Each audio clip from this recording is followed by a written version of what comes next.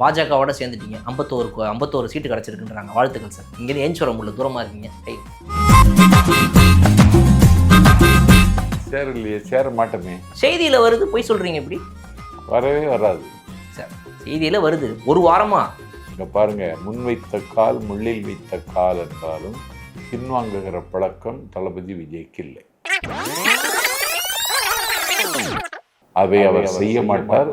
எங்கள் தொண்டர்களும் அதை விரும்ப மாட்டார். சார் வாழ்த்துக்கள் சார். 51 சீட்டுக்கு வாழ்த்துக்கள் சார். இதுக்கு ஒரு பக்கம் சார், 234 தொகுதியிலையும் ஆல்ரெடி அனௌன்ஸ்மெண்ட் பண்ணி உங்கள் கட்சியை வீழ்த்துறதுக்கு ஒரு கட்சி தயார் நிலையில் இருக்குது. அப்படி ஒரு கட்சி இல்லையே தமிழ்நாட்டில். 234 தொகுதியில் வேட்பாளர் அறிவிச்சுட்டு ஒருத்தர் ஜாலியாக உட்காந்துட்டு இருக்காரு. அவரை பற்றி அதெல்லாம் சும்மா, அதெல்லாம் வெத்து வேட்டு. அது வந்து அது ஒரு மனநலம் பாதித்தவன் செய்கிற வேலை. இன்னைக்கே நான் குளத்தூருக்கு போகிறேன், முதலமைச்சர் தொகுதி போயிட்டு அங்கே திமுக வாழ்கன்ட்டு வந்துடுவீங்க.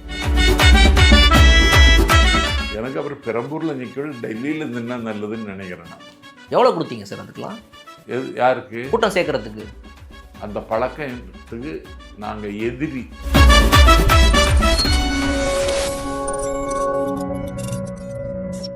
வணக்கம் சார். வணக்கம் சார். எல்லாத்துக்கும் முன்னாடி முதல்ல வாழ்த்துக்கள் சார். வீடியோ ஆரம்பித்தோடனே வாழ்த்துக்களோட நான் ஆரம்பிக்கணும்னு நினைக்கிறேன் சார். பாஜகவோட சேர்ந்துட்டீங்க. 51 சீட்டு கிடச்சிருக்குன்றாங்க. வாழ்த்துக்கள் சார். இங்கேருந்து ஏஞ்சி வர முடியல, தூரமாக இருக்கீங்க. வாழ்த்துக்கள் சார். வேண்டாம். ஏன் சார்? சேரலையே, சேர மாட்டோமே. செய்தியில் வருது, போய் சொல்கிறீங்க இப்படி? வரவே வராது சார். செய்தியில் வருது, ஒரு வாரமா. இங்கே பாருங்க, முன்வைத்த கால் முள்ளில் வைத்த கால் என்றாலும் பின்வாங்குகிற பழக்கம் தளபதி விஜய்க்கு இல்லை. அரசியல் எதிரி என்று திமுகவையும் கொள்கை எதிரி என்று பிஜேபியும் அடையாளம் காட்டிவிட்டு அவர் அதற்கு பிறகு இந்த நிலைப்பாட்டிலிருந்து சறுக்கினால் இமயம் என உயர்ந்து நிற்கிற அவருடைய வானளாவிய செல்வாக்குக்கு ஊனம் ஏற்படும். அதை அவர் செய்ய மாட்டார். எங்கள் தொண்டர்களும் அதை விரும்ப மாட்டார்கள். சார் வாழ்த்துக்கள் சார். 51 சீட்டுக்கு வாழ்த்துக்கள் சார். திமுக கட்டி விடுற கற்பனை அது, இட்டு கட்டிய செய்தி. அதாவது தாவேக்காவை நியாயப்படுத்தும்னு நான் திமுகவிடம் எதிர்பார்க்கலை, ஆனால் காயப்படுத்தாமல் இருக்கணும்னு எதிர்பார்க்க. ஆனால் தினசரி காயப்படுத்திட்டு இருக்கணுங்க. அதற்கு ஊடகங்கள் உங்களை மாதிரி ஆட்கள் வேலை போயிட்டாங்க. வேற என்ன சார் பண்ணுறது? இல்லை, நீங்கள் உங்களேன்னு சொல்ல, ஊடகங்களை விலைக்கு வாங்கிட்டாங்க. அது தொலைக்காட்சி ஊடகங்களெல்லாம் எங்களை ஒரு பொருட்டாவே கருதலை. நாங்கள் போட்டியில் இருப்பது மாதிரியே காட்டிக்காமல் தவிர்க்கிறாங்க. அவங்களுக்கு இந்த நாக்கு சுழுக்குது, உதயநிதிக்கே சுழுக்குது. தாவேக்கான்னு சொல்ல மாட்டேங்கிறார், அட்டக்கத்திங்கிறார், புதிய அடிமைகள்ங்கிறார். அதனால் தாவேக்கா விஜய் அப்படிங்கிற பெயரை சொல்லவே தவிர்க்கிறார்கள். அதையும் தாண்டி நதி நடக்க மறுத்தாலும் வெள்ளம் நிற்காது. தேதிகள் கிளிபட உடன்படாவிட்டாலும் நாளை நடக்கும். நாளை தளபதி விஜயின் கையில் தமிழ்நாடு. 40 சீட்டில் ஆரம்பிச்சிங்களாம் பேரம் பேசுகிறதுக்கு. அப்படியே பேசி பேசி பேசி 51 சீட்டு வரைக்கும் வாங்கிட்டீங்களாம்மா. இப்போ இன்னும் 51லேருந்து எவ்வளோ தூரம் போவீங்கன்னு நியூஸ் நேற்று போட்டுக்கிறாங்க. இப்போ என்னடானா நியூஸ் அதே சேனல்களில் இன்றைக்கி என்ன நியூஸ் வருதுன்னா, வில்லிவாக்கத்தில் ஆதவர்ஜுனா, பெரம்பூரில் தளபதி விஜய்ன்னு சொல்லி இப்படிலாம் வருவதற்கு வாய்ப்புகள் இருக்குன்னு ஒரு வாரமாக கட்டமைச்சதை இதுக்கு மேலே சொன்னாலும் நம்ப மாட்டானுங்க போல இருக்கே அப்படின்னு சொல்லிட்டு இப்போ டக்குன்னு உடனே வந்து உண்மைகள் என்னவோ அதுக்கு பக்கம் போக ஆரம்பிப்போம். வேறு வழியில் டைம் ஆயிடுச்சு அப்படின்ட்டு இப்போ அந்த பக்கம் வந்துட்டாங்க. தாவேக்காலேருந்து சென்னை மாநகரத்தில் இவங்கெல்லாம் நிற்பதற்கான வாய்ப்புகள் நிறைய இருக்குதுன்ற மாதிரி செய்திகள்லாம் வந்துட்டு இருக்குது. அதோடைய உண்மைத்தன்மை எந்த அளவுக்கு சார்? இல்லை, ஆர்கே நகர் கல்வியாளர் டாக்டர் மரிய வில்சன், வில்லிவாக்கம் கட்சியினுடைய தேர்தல் மேலாண்மை பொதுச் செயலாளர், அரசியல் ஆற்றலாளர் ஆதவர்ஜுனா, இது ரெண்டும் ஒரு வேலை தொடங்கியாச்சு. ஆமாம். பெரம்பூர்லேயும் தம்பிகள் தலைவர் விஜய்க்காக கன்வஸ் ஆரம்பிச்சிட்டாங்க. இதுக்கு ஒரு பக்கம் சார், 234 தொகுதியிலையும் ஆல்ரெடி அனௌன்ஸ்மெண்ட் பண்ணி உங்கள் கட்சியை வீழ்த்துறதுக்கு ஒரு கட்சி தயார் நிலையில் இருக்குது. அப்படி ஒரு கட்சி இல்லையே தமிழ்நாட்டில். சார் சும்மா நடிக்காதீங்க சார், தெரியாத மாதிரி. தாவேக்காவை எதிர்கொள்ளக்கூடிய தகுதி தமிழ்நாட்டில் எந்த கட்சிக்கு இருக்குது? அதிகாரத்தில் இருக்கிற திமுகவுக்கு இருக்குது, அதை ஒத்துக்கிறேன். வீழ்த்துவதற்கான தகுதி இல்லை. எங்கிட்ட மல்லு கட்டுவதற்கான பேஸ்மெண்ட், ஸ்ட்ரக்சர், இன்ஃப்ராஸ்ட்ரக்சர் எல்லாம் திமுக தாராளமாக இருக்கிறது. அது மாதிரி தேசிய அளவில் இன்னைக்கு பிஜேபி கட்சி அதிகாரத்தில் இருக்கிற கட்சி. அவங்க நினைத்ததை சாதிப்பார்கள். அவர்கள் ஒரு பெரிய சோசலிஸ்ட் நிதிஷ்குமாரையே இன்னைக்கு நிராகரிச்சிட்டாங்க. அவங்களால செய்ய முடியும். அவங்களும் அதிமுகவோடு சேர்ந்து செய்வார்கள். அதையும் எதிர்கொள்வதற்கு தவிக தயாராக இருக்கிறது. எல்லாத்தையும் சொன்னீங்க. 234 தொகுதியில் வேட்பாளர் அறிவிச்சுட்டு ஒருத்தர் ஜாலியாக உட்காந்துட்டு இருக்காரு. அவரை பற்றி அதெல்லாம் சும்மா, அதெல்லாம் வெத்து வேட்டு. அது அது ஒரு மனநலம் பாதித்தவன் செய்கிற வேலை. இது sir 234 constituency members ready, candidates ready. வெற்றி ரெடியா? அது நீங்கள் தான் சொல்லணும். ஓட்டு ரெடியா? அதெல்லாம் கிடையாது. அது சும்மா, அது அவருக்கு ஒரு பொழுதுபோக்கு. அவருக்கு தேர்தல் காலம்னா ஒரு அறுவடை காலம். ஒரு வேட்பாளரை நிப்பாட்டிட்டு அந்த தொகுதியில் யார் செல்வாக்கு பணக்காரனாக இருக்கான் அப்படின்னு அவன்கிட்ட போய் பேரம் பேசி ரூபா வாங்கிறது. வழிப்பறி கொள்ளை. நாம் தமிழர் கட்சிங்கிறத வழிப்பறி கொள்ளை கட்சின்னு மாற்றலாம். சார் இப்போ வார் ரூம் விசிட் பண்ணியிருந்தார் தளபதி விஜய் அவர்கள். அங்கே போய் உடனடியாக சிபிஐ விசாரணை அங்கே முடிஞ்சு வெளியே வந்த உடனே நேரடி விசிட்டுங்க. அதை பற்றி பேசுவோம். அதுக்கு முன்னாடி சிபிஐ விசாரணை முடிச்சுட்டு வெளியே வரும்போது டாட்டா காட்டிட்டு வரீங்களே சார், இதெல்லாம் கொஞ்சமாக நியாயமாக இருக்கா? இப்படியா டாட்டா காட்டுறது? அதாவது மடியில் கனம் இல்லை, மழையில் பயம் இல்லை. அந்த காரில் நின்று அவ்வளோ கூட்டம். எனக்கு அப்புறம் பெரம்பூரில் நிற்க டெல்லியில் நின்னா நல்லதுன்னு நினைக்கிறேன் நான். டெல்லியே கூலிங்கிடுச்சு. ஒரு அதிகாரத்தில் இருக்கிற ஒரு முதலமைச்சர் தாண்டி அவருக்கு ஒரு வரவேற்பை டெல்லி வாழ் தமிழர்கள் கொடுத்தார்கள். இது பல பேருக்கு உறக்கத்தை கலைச்சிருக்கும். அனாதை ஆனந்தன் மாதிரி சில பேர் போயிட்டு வர்றான். அவனுக்கெல்லாம் இது அதிர்ச்சியாக இருந்தது. என்ன சார், டெல்லியில் ஒரு 50 பேர் கை காட்டினாங்கன்னா அதெல்லாம் 50 பேர் இல்லை தம்பி, நீங்கள் அந்த வீடியோ சரியாக பார்க்கல. சிபிஐ அலுவலகத்துக்குள்ளே வண்டியில் ஏறிட்டார். எவ்வளோ கொடுத்தீங்க சார் அதுக்கெல்லாம்? யாருக்கு? கூட்டம் சேர்க்கறதுக்கு. அதுதானே இந்த கட்சிக்கு தனித்தன்மையே, தனித்துவமும் மகத்துவமும் அதுதான். நாஞ்சில் சம்பத்தி திலகர் திடலில் பேசுகிற 39 ஆண்டு காலம் தமிழ்நாட்டில் கிழக்கு மேற்கு தெற்கு வடக்கென்று இடையறாதும் தடையறாதும் பேசி கொண்டிருக்கிற எனக்கு இதுவரைக்கும் திலகர் திடலில் கூட்டமே யாரும் ஏற்பாடு செய்ததே இல்லை. இன்னைக்கு பர்வேஷ் முகமதுன்னு சொல்லி அந்த மாவட்ட செயலாளர் கூட்டம்னா திலகர் திடலில் அண்ணன் பேசணும்னு சொல்லி திலகர் திடலில் பேசுகிறாரு. ஏற்பாடு பண்ணியிருக்காங்க. திலகர் திடல் நிரம்பி வழிகிறது. வலது பக்க சாலையை ஆக்கிரமித்து கொண்டு மக்கள் கூட்டம் நிற்கிறது. நான் பேசுகிற மாநாடு மாதிரி கூட்டம். எங்கிருந்து வந்தாங்க? காசு கொடுத்து வந்தாங்களா? ஆமாம். அந்த பழக்கத்துக்கு நாங்கள் எதிரி. அந்த பழக்கத்தை நாங்கள் வெறுக்கிறோம். அகரம்சேரிக்கு போகிறதுக்கு வாலாஜாவிலிருந்து அகரம்சேரி வரைக்கும் கூட்டம். காசு கொடுத்ததா? அந்த பழக்கத்தில் நிப்பாட்டுங்க சார். பணம் அவங்களே வாங்கலனாலும் கொடுத்து கூட்டுவாங்க நீங்கள். ஏன்னா இப்போ நீங்கள் இப்படி பண்ண ஆரம்பிச்சிங்கன்னா மற்ற கட்சி யாரும் மதிக்க மாட்டாங்க. யாரை மதிக்க மாட்டாங்க? அந்த கட்சியை மதிக்க மாட்டாங்க. என்னடா அது தாவேகா மட்டும் காசே கொடுக்காம கூட்டம் சேர்க்குது அப்படின்ட்டு இந்த கட்சியை யாரும் மதிக்காமல் போயிடுவாங்க. மதிக்க மாட்டாங்க. இப்போமே திமுக கூட்டம் போட முடியாத நிலைமைக்கு வந்துட்டு தெரியுமா?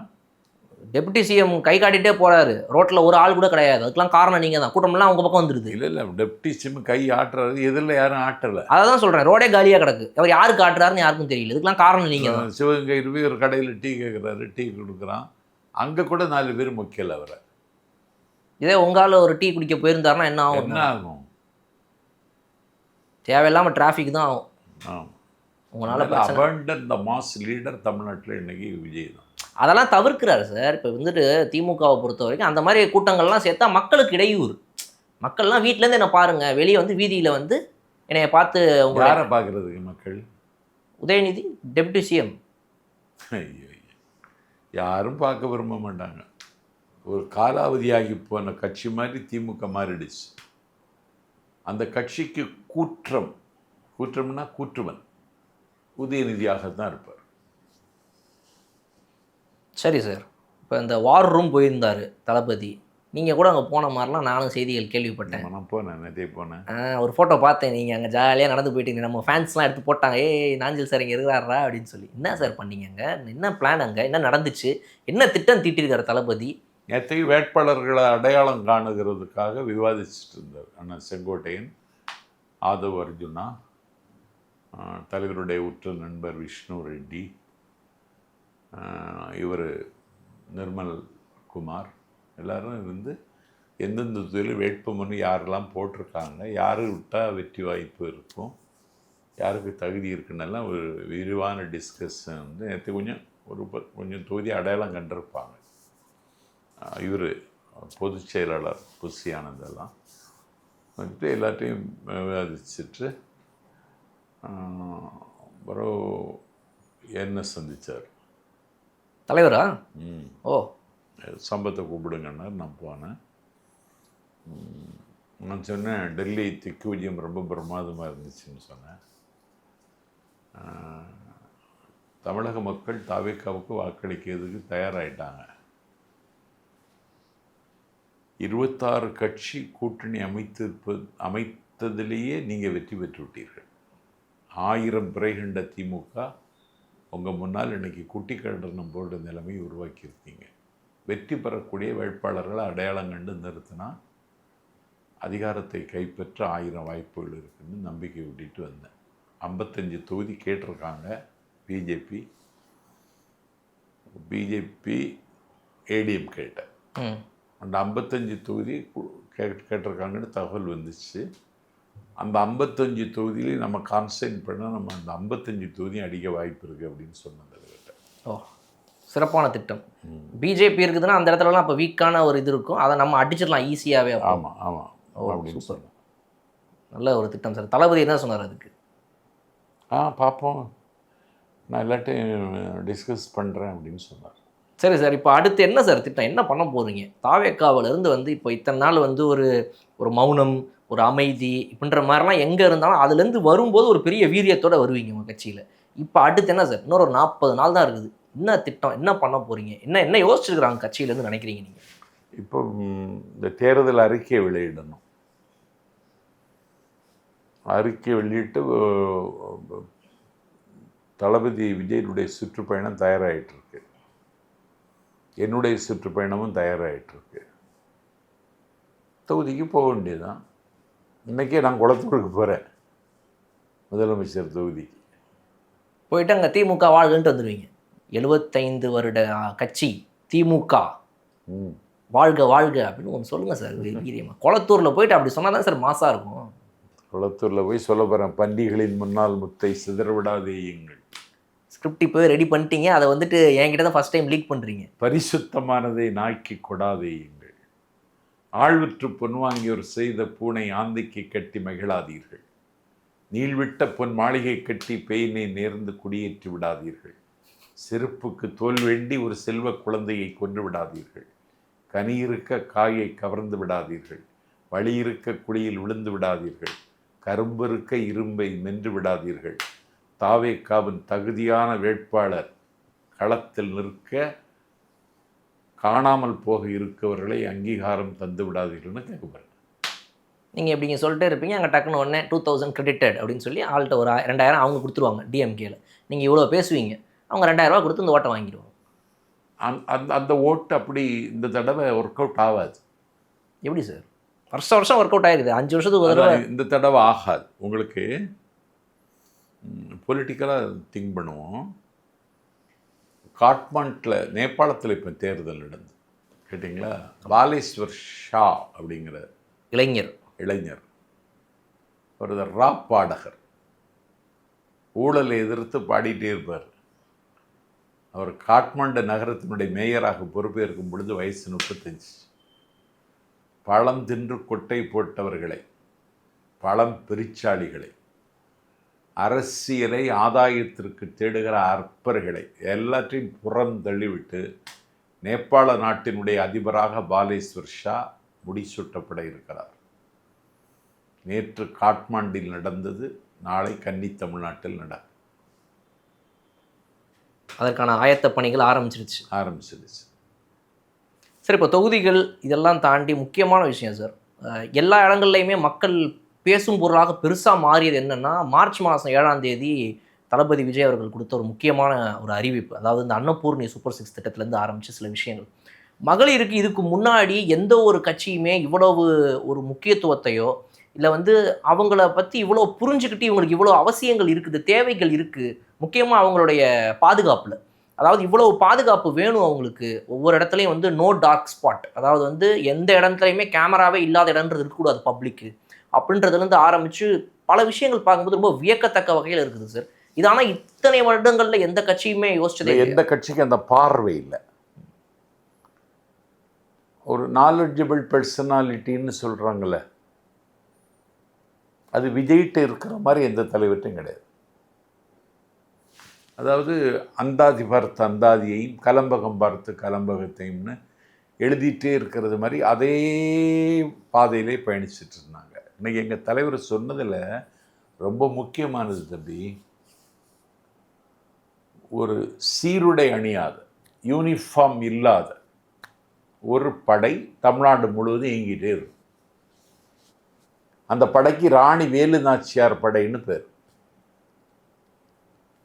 இன்றைக்கு 6 நாளாகியும் விளாத்திக்குளம் குற்றவாளியை கண்டுபிடிக்க முடியலை. இது காவல்துறையினுடைய போதாமையை காட்டுகிறதா, இல்லை இதில் அதிகாரத்தில் இருப்பவர்கள் சம்பந்தப்பட்டிருப்பாரான்னு எனக்கு ஒரு டவுட் இருக்கு. அந்த விசாரணைக்கு எந்த ஊனமும் ஏற்படாமல் நான் செய்தி சொல்லணும்.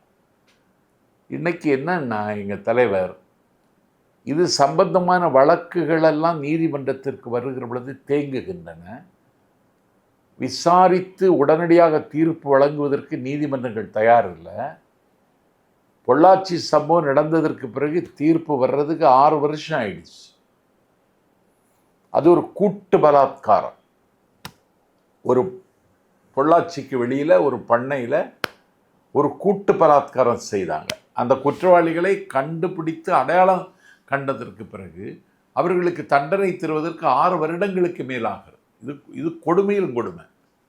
அதனால் அந்த வழக்குகளை விசாரித்து விரைவில் தீர்ப்பு வழங்க த ஃபாஸ்ட் ட்ராக் கோர்ட் அமைக்கப்படும்னு சொன்னது தான் பொதுமக்கள் மத்தியில் பெரிய வரவேற்பை இன்னைக்கு பெற்றிருக்கிறது. இந்த 2000 2500ங்கிறதெல்லாம் இயல்பாக ஒரு சராசரி அரசியல் கட்சி அறிவிக்கிற அறிவிப்பு. எங்கள் தலைவர் இதை அறிவிச்சிருக்கிறது பெண்கள் மத்தியில் பெரிய வரவேற்பை தந்திருக்கு. அது மாதிரி இன்னைக்கு இடைநிற்றல், இந்த இடைநிற்றல் தான் பெரிய கேடு, கல்விக்கு பெரிய தடையாக இருப்பது. அதில் தாய் இல்லாமல் இருப்பாங்க, தந்தை வேலைக்கு போயிடுவார், அவனை யாராவது அந்த மாணவியை பாதுகாக்கிற ஒரு ஆள் பொறுப்பை எடுத்துக்கிடுவாங்க. அதனால் அந்த தாய்க்கு இல்லைன்னா அந்த அந்த பையனை பராமரிப்பவருக்கு வருஷம் 15,000 ரூபா. இது வந்து ரொம்ப முற்போக்கான திட்டம். இப்படி அந்த மகளிர் தினம் 8ஆம் தேதி தான் நடத்தணும். தலைவர் 7ஆம் தேதியே நடத்து. மகளிர்லாம் ஆகச்சிறந்த ஆளுமைகள், இஸ்ரோ விண்வெளி மையத்தில் இருக்கிற விஞ்ஞானி உட்பட எல்லாரையும் கூப்பிட்டு வந்து கௌரவிச்சு ஒரு 3 மணி நேரம் ஒரு படம் பார்த்த மாதிரி இருந்துச்சு அந்த நிகழ்ச்சி. நீங்களும் முன்னிருக்கை இல்லாமல் இருந்திருந்தீங்க? ஆமாம், இருந்தேன். ரொம்ப மகிழ்ச்சியாக இருந்துச்சு எனக்கு. அடுத்த தடவைலாம் சொல்லுங்கள் சார், இந்த மாதிரி திட்டங்கள் அறிவிக்கும் போது அதில் ஏதாவது ஒரு சொதப்பல் திட்டம் அதை கொடுத்தா அதுலேருந்து ஓட்டு குறைஞ்சிடணும், அந்த மாதிரி ஏதாவது பண்ண சொல்லுங்கள் சார். ஏன்னா எல்லா திட்டமும் எப்படி போகுதுன்னா, அந்த திட்டத்துக்கு திட்டம் ஒரு தொகுதிக்கு ஒரு 10,000 ஓட்டு ஏறிடுது. நீங்கள் ஒரு அறிவிப்பு வரும்போதும் ஒரு தடவையும் உங்கள் தலைவர் வெளியே வரும்போதும் தொகுதிக்கு 10,000 ஓட்டு ப்ளஸ் அப்படின்னு போயிடுது. இப்படியே போய்கிட்டு இருந்துச்சு அப்படின்னா வந்து அப்புறம் 75 வருட கட்சிக்கு உங்கள் கால்குலேஷன் தப்பு. தொகுதிக்கு 25,000 ஓட்டு ஏறிடுது ஒரு முறையும். ஆமாம், இப்படி தான் போனால் என்ன ஆகுறது? சிஎம் ஆயிடுவீங்க அப்புறம். ஆமாம், ஆகத்தான் போகிறோம். நான் போன தடவை உங்களை சந்தித்தப்போ ரொம்ப மனமருந்தி கேட்டேன் சார். அதாவது கொஞ்சம் யோசிச்சு பாருங்கள், 75 வருஷ கட்சி, நீதியை நிலைநாட்டுற கட்சி, சமூக நீதியை நிலைநாட்டுற கட்சி, அதை தூக்கி மனசு வருமா? நாஞ்சில் சம்பத் எது சமூக நீதி? உதயநிதியை துணை முதலமைச்சராகுது சமூக நீதியா? வேற ஏதாவது ஒரு செய்தி சொல்லுங்க. அதாவது இது வந்து சமூக நீதிக்கு ஒரு கட்சின்னு சொல்றதுக்கு வெக்கக்கேடா இருக்கணும்ப்பா இவங்க அப்படின்னு சொல்ற மாதிரி ஏதாவது ஒன்று நடந்திருக்கா இப்போ ரீசெண்டாக? பாருங்க, திமுகவில் திமுகவுக்காக உயிர் தியாகம் செய்தவர்கள் நிறைய பேர் இருக்காங்க. அவங்க குடும்பத்தில் இருக்க யாராவது அண்ணா ஸ்டாலின் கண்ணுக்கு தெரிகிறதா? ஒன்று சொல்லட்டா தம்பி, உங்கள் மூலமாக சொன்னால் அது அவருக்கு காதுக்கு போகும்னு சொல்லி நம்பி சொல்கிறேன். திமுகவினுடைய துணை பொதுச் செயலாளர் நாவுக்கரசர் நாஞ்சிலார் அறிஞர் அண்ணாவை நேருவுக்கு அறிமுகம் செய்தவர். டிவோஷன், டெடிகேஷன், டிட்டர்மினேஷன், டிரெக்ஷன் எல்லாம் பொருந்தியவர். ஹானரபிள் லீடர் இவர் தான். அண்ணாவை நேருவுக்கு அறிமுகம் செய்தவர் நாஞ்சிலார். ஒரு திமுக எம்பி எப்படி இருக்கணும் அப்படின்னு அண்ணாட்ட கேட்டால, he is one of the DMK that you have invited டெல்லினார் அண்ணா. டெல்லியோடு மோத, டெல்லியோடு யுத்தம் செய்ய, டெல்லியில் குவிந்து கிடக்கிற அதிகாரங்களை உடைத்து நொறுக்க திமுக ஒரு படைக்கலனை அனுப்புகிறது. அவன் தான் எம்பினார் அண்ணா. அந்த எம்பியாக சுடர் விட்டவர். டெல்லியில் இருக்கிற தலைவர்களோடு தொடர்பு வைத்திருந்த மகத்தான தலைவர். அற்புதமான ஆங்கிலம் அவருக்கு கைவந்த கலை. அண்ணாவின் அணிவகுப்பில் இருந்த தம்பி. மக்கள் திலகம் எம்ஜிஆருக்கு அமைச்சரவையில் இடம்பெற்றவர். எம்ஜிஆரை அவரை இளவரசன்னு கூப்பிடுவார். அதற்கு பிறகு அதிமுகவிலிருந்து வெளியேறி திமுகவில் வந்து சேர்ந்து திமுகவினுடைய வருவாய்த்துறை அமைச்சராக இருந்தவர். அவருக்கு மூத்த பையனுக்கு இன்னைக்கு 62 வயசு, கல்யாணம் ஆகலை. 2வது பையன் வாய் பேச முடியாத ஊமை உன்னிகிருஷ்ணன், அவனுக்கு ஒரு 50 வயசுக்கு மேலே இருக்கும், கல்யாணம் ஆகலை. அவருடைய மகள் ஃப்ரெஞ்சு எம்ஏ முடித்து சென்னை ஃப்ரெஞ்சு தூதுவார இல்லத்தில் வேலை பார்த்தவா. அவளுக்கு இன்னும் கல்யாணம் ஆகலை. அந்த வேலையும் அவள் இழந்துட்டா. கோபாலபுரம் மாதிரி நாஞ்சிலார்னா புரசைவாக்கம் மூக்காத்தாள் தெரு வீடு, அந்த வீடை விற்றுட்டாங்க. நாகர்கோவிலில் பிஷப் ஹவுஸுக்கு முன்னாடி இவருக்கு ஒரு வீடு இருந்துச்சு, அதை விற்றுட்டாங்க. நாஞ்சிலாருடைய மனைவி காலமாகி போனார். 3 பிள்ளைகள் இன்றைக்கு தத்தளிக்கிறார்கள், தவிக்கிறார்கள். ஒருவனை கூப்பிட்டு ஒரு புரசைவாக்கம் தொகுதியில் நீ நில்லுன்னு சொல்லி அவனை ஆளாக்கி அந்த குடும்பத்தை காப்பாற்றுகிற பொறுப்பை ஏன் திமுக மேற்கொள்ளலை? உதயநிதிக்கு முடிசூட்டுறியே. இப்போ இன்ப நிதி வழங்கும் பராசக்திங்கிறியே. பராசக்தியாக போச்சு. அது என்ன கொடுமை இது சார்? ரத்தத்தின் ரத்தமே அப்படின்னு சொல்கிறாங்களே சார், உடன் பிறப்பேன்றாங்களா சார்? ஆமாம், அதோடைய அர்த்தம் அதானே. ரத்த வழியாக பிறந்தவங்களுக்கு மட்டும்தான் இந்த கட்சியில் இடம்ன்றது தானே அந்த ரத்தத்தின் ரத்தம் இல்லையே. அப்போ நாஞ்சிலாருக்கு ரத்தத்தின் ரத்தம் இல்லையா அந்த பிள்ளைகள்? அவங்க வேற குடும்பம் சார். கருணாநிதி குடும்பத்தில் வந்தவங்களான்னு கேட்குறேன். அதான் ஒரு குடும்பம் தான். அண்ணா அப்படி நினைக்கல. இன்னும் ஒரு உண்மை சொல்லட்டா,